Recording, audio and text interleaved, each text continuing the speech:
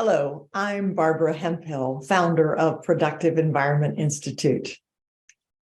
Over 40 years ago, I started helping people organize their homes.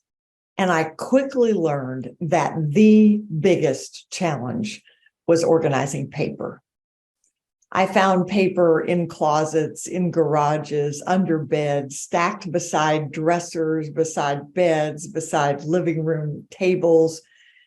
And when I began to work with clients about them, I realized that it wasn't really the paper that was the problem.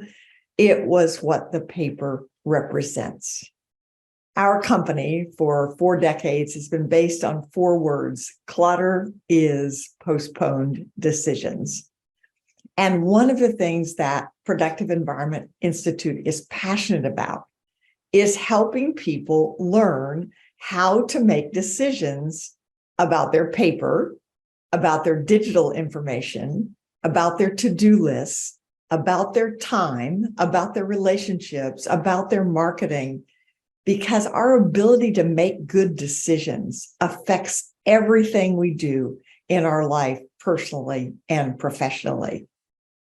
We've developed this program to give you the support you need to organize your paper and all the other areas in your life so you can accomplish your work and enjoy your life.